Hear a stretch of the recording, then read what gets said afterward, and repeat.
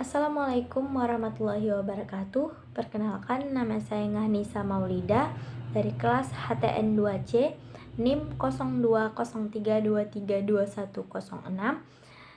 Di sini tujuan saya membuat video ini untuk memenuhi tugas UAS mata kuliah kewarganegaraan. Di sini saya akan menjelaskan materi yang berjudul Undang-Undang Dasar Negara Republik Indonesia tahun 1945 sebagai Konstitusi Indonesia. Seperti yang kita ketahui secara umum, negara dan konstitusi sendiri merupakan dua lembaga yang tidak dapat dipisahkan satu sama lain. Konstitusi sendiri dianggap sebagai jaminan yang paling efektif bahwa kekuasaan pemerintahan tidak akan disalahgunakan dan hak-hak negara tidak akan dilanggar.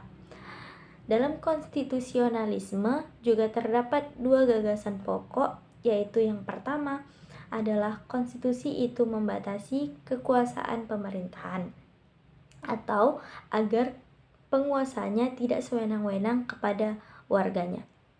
Nah, yang kedua, konstitusi itu menjamin hak-hak dasar dan kebebasan warga negaranya. Dan dalam pengertian konstitusi dalam praktiknya dianggap lebih luas dari pengertian undang-undang dasar. Tetapi ada juga yang menyamakan bahwa antara pengertian undang-undang dasar dan konstitusi. Konstitusi dapat diartikan juga sebagai hukum dasar. Nah, para pendiri negara Indonesia menggunakan konstitusi dalam istilah hukum dasar atau disebut dengan the founding fathers. Nah, selain itu, konstitusi juga merupakan ide-ide dasar yang digariskan oleh the founding fathers, serta memberikan arahan kepada generasi penerus bangsa dalam mengemudikan suatu negara yang mereka pimpin.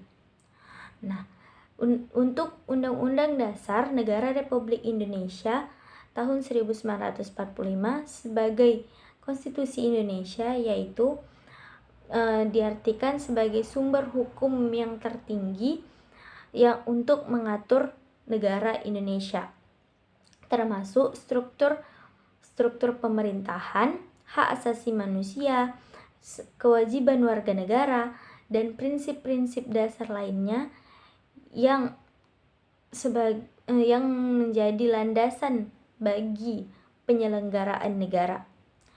Untuk itu, sekian penjelasan dari materi yang berjudul Undang-Undang Dasar 1945 sebagai konstitusi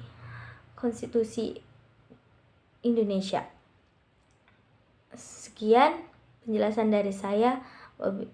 Jika ada kata yang salah, saya mohon maaf. Wabillahi taufiq wal hidayah. Wassalamualaikum warahmatullahi wabarakatuh.